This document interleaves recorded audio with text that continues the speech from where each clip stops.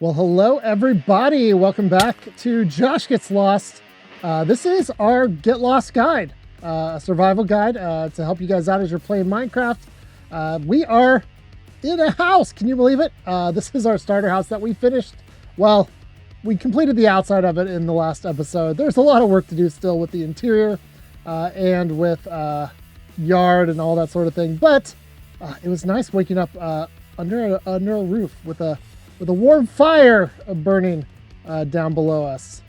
Very, very nice. So today, we're actually not going to start right away on our house. I want to get started on our spider farm. Remember we found that cave spider spawner in the last episode, and I want to get back down there. I want to turn that into a farm where we can get lots of string for future things, like more scaffolding, which I'm always running out of. And we can also get experience from it, which is going to be a very big deal because every time we come to this enchanting table, our measly 12, 20 things of experience are not holding up very well for us. So if you'll give me a minute to put away all my stuff and grab our gear, we're going to head down into the cave and begin work on the spider spawner. All right, now something we want to do real quick before we head down there is to begin to collect a resource that we have not yet used in this world, yet has been sitting right in front of us the entire time. And this is this carrot-looking block in the stone. This is copper. Copper is an ore that can be smelted. It's found plentiful, especially up near the surface. I mean, you can just see here, there's quite a vein of it. Let's go ahead and just keep this open to the sky so we don't get monsters spawning here. Plus, I may want these cobblestone. There we go. Like I was never here. Copper is an item that can be smelted, but it has a very important use. The reason we're getting it is because I have amethyst shards. And I'll show you guys a quick video of what that looked like when I found this and picked it up out on my travels recently. Now with geodes, one of the places that you can find them is along the ocean floor. Sometimes you're lucky to spot them in the sides of caves as you're traveling around through the world. But if you see this dark, smooth basalt on the bottom of the ocean floor, that is usually a sign that there is a geode there, unless there's some really weird, strange terrain generation. However, in this case, there were also some drowned who apparently were very interested in the geode. And this one is a trident wielder. Not only are the trident guys very deadly, especially when your armor is weak, but they can be kind of a pain to fight. So I finally took out him. Unfortunately, did not get a trident drop from him. You can only find those from actually killing the trident bearing drowned in Java edition. But finally was able to get into the geode. And unfortunately, it's a little bit of a bust because there are no basically budding geodes going on nearby. So I did what any reasonable person would do rather than continuing to search, knowing that I was going to need some tinted glass and some amethyst for my telescope. I basically set up here a little farm and able to do this and waited about 25 minutes at my computer while I was watching a football game to check. Now this one has finally grown. They can only grow from these X-shaped blocks that are here, and they will grow in different stages. The stage that you want is the amethyst cluster, which is the full-grown stage. There's budding, there's medium, there's large, and so these ones right here, if you find them and they are amethyst clusters, you can mine them with a fortune pick and get the amethyst shards. We'll talk a little bit later about what else you can do with them. We also happened to spawn a wandering trader on the ocean while we were up there. Found him actually on the return journey from my trip. You may have seen that in the last video. All right, so our copper is now smelting. Here we go. We've got some of it. 2 of these, in fact, plus our amethyst shard will enable us to build something new that we have not yet got to build in this world, and that is a spyglass. So we want to check that out. We can actually use it to right click and look closer at things in the world. There's plugins you can make that will allow you to do this without a spyglass. but hello, horse. Anything up in the trees? But this is definitely a tool that you can use for that. I'm actually going to keep it down here because there's really no reason to have it down in the mines with us. But that is something that you can make, and I wanted to make sure to make that before I did anything else with our amethyst shards. Now, ideally, it would be nice to have a little bit more than I have here because we want to be able to make something that you can make with amethyst shards, and that is tinted glass. And they require 4 amethyst shards for 1 block of glass, which will give you 2 tinted glass. We can do 1 more of those. So we have 4, and tinted glass is very important. It's different from stained glass. Stained glass happens when you take a little bit of glass. Do we have any glass left? Or slabs. And you combine them with something that is a dye. So for example here, bone meal can turn into white dye. I can put that in here and I can make white tinted glass panes out of that. And that would be stained glass, not tinted. I even said it wrong right there. Let me head into my house real quick and sleep, and then I will be back. I do need to add some pressure plates on those doors. Not much sense in having a house if the doors don't close, and those will definitely help us out there. Let's see, we got spruce floors. Let's go, let's do some spruce pressure plates. We've got 3 doors, so let's do 3 of these. Just 2 across there. You can actually make those in your regular crafting grid. That will open the door and it will automatically shut it when we come back in. We will have to open it from this way, but we don't want to put it on this side so that way zombies can't just walk up and push their way in or whatever if we're here at night. So that is what that is all about. Okay, so we have made our tinted glass, which is different than stained glass. Stained glass is just like regular glass, but it has a color on it. Tinted glass actually does, even though you can see through it, it does not allow light to pass through, which, you know, light is what you see.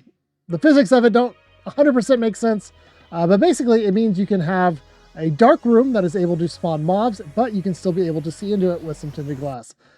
So even though we only have 4, I want to be able to use those. I'm going to go ahead and store the rest of these back here.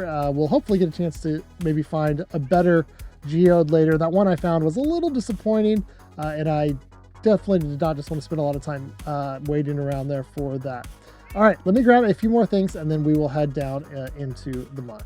Now you may have noticed that I bought some glowstone from the Wandering Trader, and glowstone is a unique light source in that a couple things about it. For one, if it's placed in the world, you can only mine it with Silk Touch. So that's important. If you mine it with a regular tool, you will actually get glowstone dust back and not the glowstone itself. So that's something to know about that. But glowstone is normally found in another region of the world called the Nether, that I think we're going to be headed to pretty soon in this series. But I wanted to use it for this, which is making redstone lamps. Oops, too many clicks there. In fact, I'm going to make 5 of these just for having. And these are important because redstone lamps will enable us to put an on and off switch inside of our mob spawner that we can activate using redstone. So that's a pretty cool feature that we want to take advantage.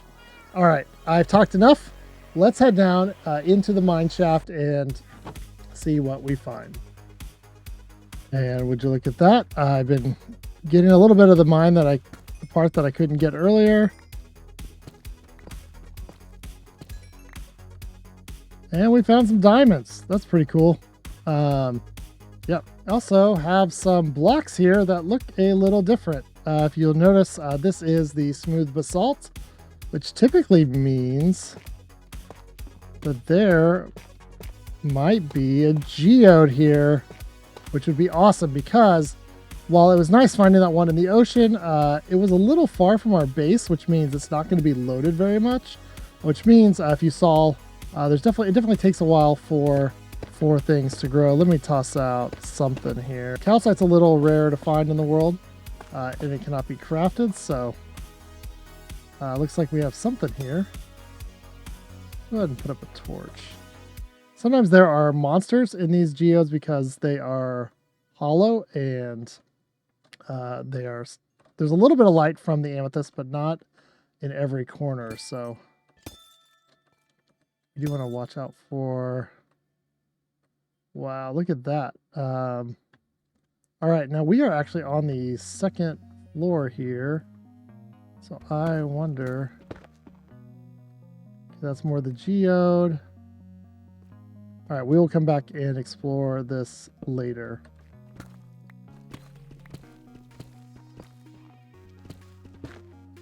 Oh, yep. There we go.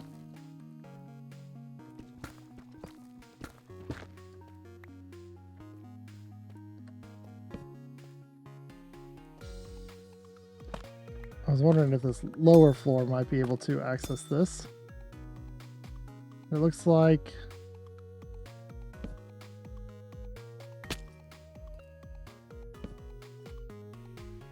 Wow, I guess we've been over this area quite a bit. There's our original entry point up there. So a lot of these have grown. Now something cool that you can do if you have Silk Touch is you can actually pick up these amethysts that are fully or in different stages of growth, and you can kind of use them as decoration blocks. And you gotta be careful not to get rid of what else can go inside of our bundle? String, cobweb, tinted glass. And the fortune on this pickaxe will actually increase the amount of these that we get. You're seeing though that as I break these that the light level does go down in here. So we can actually spend some time digging this out a bit more like I did with that other one. But we're not going to do that right at this moment. So the place we need to clear out of this spawner, the general rule is you want to go 4 out in the cardinal directions from the spawners. You also want to go 2 spaces above. See ya.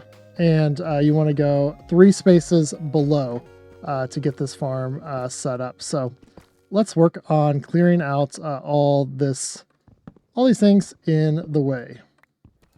All right, well, we dig out this area around our 2 spawners. Let's talk about the 3 C's of a good mob farm. The first C is condition. You have to recreate the conditions that will make the mob spawn. In this case, the spawners, a room filled with complete darkness for light level 0, and space for the spiders to spawn will suffice. The second C is containment. We are basically building a big box to trap them in and make sure they do not spawn anywhere else. But just because we're building a giant box for killing monsters doesn't mean we can't have a little fun with it. Here I am mixing sand, gravel, and red colored dye in order to make red concrete. If you put the powder in water, it will turn it into hard concrete. And we're gonna add a little logo here inside of our spider killing chamber in honor. This week, in fact, that this episode releases, Spider-Man 2 will be launching. Video game I really enjoyed the first one and the Miles Morales sequel, and you know, it's good to take a break from things that aren't Minecraft, you know, movies and other games and fun, and who doesn't love Spider-Man? So we're going to build us sort of a crude, with the space we have, representation of Spider-Man here, and we're going to do a little thing in honor of one of our frequent commenters, Dio. We're going to be using some diorite for the eyes. For one thing, I don't have a pure white block and don't feel like trying to make white concrete. There we go. And we even added a little bit of eyes. I know it's a little weird for Spider-Man. The last C is collection. How are we going to be able to collect these mobs into some kind of killing chamber and collect the wonderful, wonderful loot that they will provide us? All right, I think the farm is complete. There are tutorials. I have linked one below in the description if you want to see a better in-depth detail of how to build a farm like this. But now it's time to turn off the lights and let the monsters start appearing, and hopefully we can get out safely before things get too dicey in here. Try to leave those ones right on the spawners for last is usually my best advice, and knock out the one closest to your exit. Oh my gosh, let me get out of here. All right, we're safe, except notice I forgot something. Yep, I forgot to put the trapdoors above those chests, which means I am slowly being poisoned to death. The spiders are chasing me now through the thing. I sped up the footage a little. I do not run this fast, even though I was basically terrified. But finally getting some food. I was able to work my way back in, begin killing all the random spiders that had just flowed out of the machine. Did not succeed in containment there very well, did I? And added our trap doors, and now we are good. Looks like there's another one. Let me get it. There we go. All right, so now our killing chamber is complete. We have hoppers underneath these slabs. As I kill, they will begin collecting the different resources. Looks like I got a couple lights there I got to reach in and grab so the machine can run at full capacity. Let's go. Let's get this farm going. Come on. Glad these aren't skeletons, because skeletons will shoot you if you're hanging out up here. Spiders, it's a little safer from that distance. And of course, get this one at the back. Luckily, I saw where it was next to the red concrete, and boom, knocked it out. There we go. All right, now we have complete darkness inside of our spider spawner area. We've got the double cave spider action going, and with our containment setup and our collection down here, we are fine. I have not been poisoned once while hitting them down here. The iron trap doors on top really help, along with the slab there on the bottom where they're at. And so we just began hitting them and killing them and collecting the experience so that we can gain levels to enchant. We're also collecting some spider eyes, which can be used in potions, and we're collecting string, if you saw that earlier. I'm adding, using those glowstone turned into redstone lamps that I made. I'm going to add a couple lights here that we can put on the side of this. So if we need to repair something, we can kind of turn these on and be able to slow down or maybe even stop completely the spread of spiders in there with those lights on. That's a good way to do that with those redstone lamps there. All right, so let's get down to killing some spiders and begin going for some good enchants on our gear. All right, everyone, we now have 31 levels, and we will make our way back up to the surface to do some enchanting. And you, really quick, are going to see what is the issue with this. Where is my little spot? Let's have a little sleep, get those surface mobs cleared out.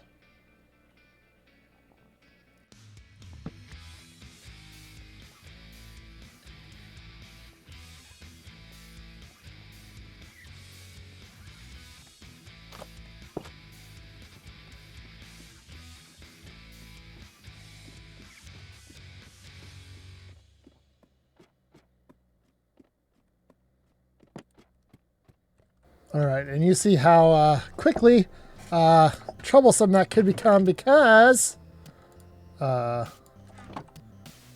we've got some things to do here. Let's grab that and that.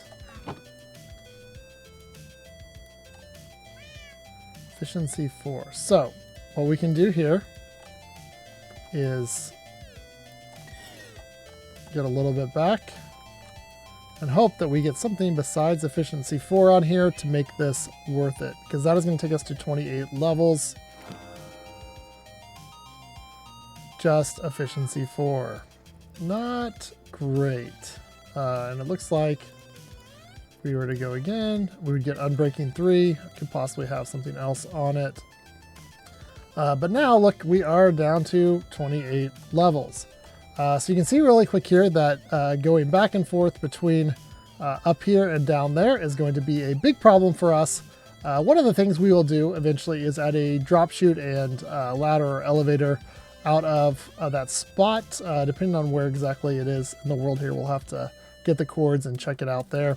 But you can see now why most people, when they find an experience farm, end up moving their enchanting setup down to the XP farm. I need to make and clear out a room down there for this and then head up here. I guess I'll use this pickaxe since that is what it is.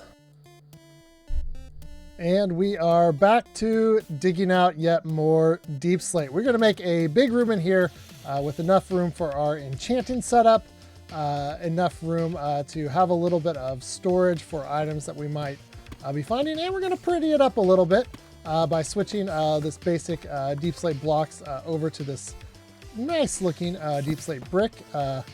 I did accidentally break the signs in the spawner farm there when I did that, so I had to fix that off camera. Here we go. We're getting some stairs going, and we'll be putting those up so we have a nice walkway on each side up to where we can see into our spawner farm up there. Let's continue to just replace all these blocks. And of course, we also wanted to even out the ceiling here. It was a little crazy, and even some of the leftover mineshaft pieces that were up here. Basically, we want to make a nice looking room because you end up spending, especially early game, quite a bit of time in a room like this. Then we began to dig out some space for the floor that will be going underneath our enchanting table, our enchanting setup and the bookshelf. So here we're going to be figuring out where I'm putting the deep slate bricks, and then I'm going to put some special blocks that will be visible after I install the enchantment table itself. So here we go. These bricks will be, these redstone blocks will be visible around our enchanting table, and there's the block for our enchanting table itself. Let's go ahead and finish off this floor with, of course, some nice deep slate brick. We're going to keep that going throughout here rather than trying to get too crazy with it. There we go. Yep, looking nice. And we're not going to leave it colorless though. Let's use some of this amethyst blocks that we found in the different amethyst geodes and add a little bit of color in here. That purple on black, dark gray looks really nice. There we go. Time to begin taking apart our enchantment setup for the move. Now we are using a Silk Touch pickaxe. It is not the most efficient tool, but because it's Silk Touch, it will keep these bookshelves intact.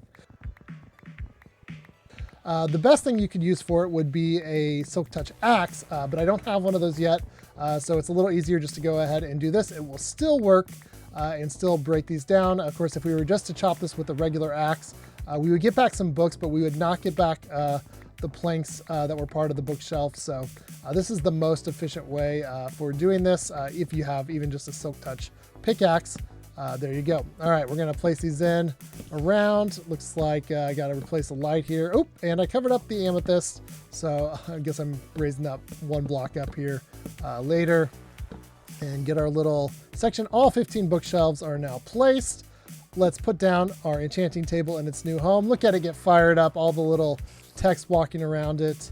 And we're gonna move this crafting table because we need a barrel to, just like we had up on the surface, to store all of our different materials, like our lapis and the various tools that we'll be using to check the enchanter. There's our anvil and grindstone. We're gonna make a barrel. We will make some slabs. Barrels are made of a combination of slabs and wooden planks. With that, a barrel can be placed and be used basically just like a single chest. However, it takes up a full block, and you can actually store it underneath the ceiling and things where you don't need space to open it above like you would with a chest. So it's very convenient for that. It has a nice profile in certain situations. Let's get lots of XP. Time to begin using our diamonds to craft our actual diamond tools. See what kind of enchants we might get on those. We crafted diamond helmet. We got our advancement for cover me with diamonds. And we'll go ahead, and we have enough diamonds here, even from clearing out the space that we had here, to begin to get a full set of diamond gear that we can begin testing for the enchanting process. So we definitely wanted to do that and begin looking at these and seeing what different things we might get in the enchantment table. So it's worth trying out different items to see what each of them gets, because the enchantment you want may actually be on a different item during that roll. And then once you enchant one thing, it will reset the table, so to speak, and you can see what other options are available. So back to getting some more XP, getting up to 30, enchanting, going and getting more XP, getting up to 30, and doing the enchants over and over again until we get, generally speaking, kind of at least some of the things that we want. There are other ways to get the exact enchantments we want, and we will talk more about that in the future when we deal with villagers. Die, spiders. Please, please die. I'm so sick of hearing spider sounds. I'm glad we made this farm, but man, they are noisy, nasty creatures. And I did end up using a stone sword for some of this because, well, I didn't want to use up the durability on any of the diamond stuff that I had currently until I was able to actually get it enchanted with something that I might want to use it for. So we're going to look, we want to get some kinds of protection. Usually on our armor is the best thing to shoot for there. That way it will actually keep us safe from attacks in a much better way. That ended up being all right, getting protection 3, but we also got unbreaking, which means it will last quite a while. And let's put on our first piece of diamond gear, chest plate. That'll be good, especially for future adventures. And then as I looked at the sword, Bane of Arthropods 4, which is an enchantment specifically designed for killing spiders. And we got 3 other enchantments on it too. I thought this was a remarkable enchantment luck with this one. We're actually going to keep this down here at the farm. I'm going to set a little item frame right above our killing spot, and we'll put the sword up there so that we can come down here and use it for killing spiders. Now, I don't know about you, but I get sick of being underground and definitely get sick of hearing spiders constantly. So I came upstairs, so to speak, out to the surface to do some fishing. And one of the things I did enchant, I thought I recorded, but I didn't, was enchanting a fishing rod, which gave me a really good fishing rod. Lure 3, which speeds up how fast it takes me to get fish. Luck of the Sea 3, which increases my chance of getting special treasure items from the fishing experience. As well as Unbreaking 3, which keeps our fishing rod lasting much, much longer. I got those and began to enjoy doing some fishing. Got quite a bit of loot from this fishing experience that I'll show you here in a minute, and was even able to add the enchantment Mending by combining this with a fishing rod that I found, which means that every time I get a fish, the XP can go towards healing my fishing rod, and I can basically fish forever and not have to worry about my fishing rod breaking on me, which is pretty cool if you ask me. And it's just nice to be outside in the sunshine and away from all the stupid cave spider noises. Whew, there was a lot of time spent down there this episode. All right, well, funny story, these guys actually appeared about an hour into my fishing time and did not leave for quite a while and seemed to just be lost over here on the hill. So I will have to relieve them. All right. Here is my fishing rod. You can see all the enchantments there. Here's my loot. I've gotten plenty of nautilus shells, which we'll talk about later. I've gotten name tags. I've gotten various fish and pufferfish, lots of enchanted fishing rods, lots of enchanted bows, which is pretty cool thing to have. And even got an enchanted book with protection 3 that I'm going to use to combine with my chest plate and get protection 4 on my chest plate here in the future. So pretty excited about that. And saddles, of course, which will help us. All right, guys, it has been a fun episode making the spider spawner. Hopefully you guys have enjoyed it. Next week, we are headed, because of your vote, into the Nether. So I'm going to have to look for some gold armor to enchant to take with us, because that's an important part of being in the Nether that we'll talk about. We'll build our first portal, and let's see if I can catch a fish without even looking at it. Heyo, not only a fish, I just caught a name tag blind just from the sounds. I'm getting a little too good at fishing. All right, thank you guys for joining Josh Gets Lost. Subscribe so you can keep getting lost with me, and see you around.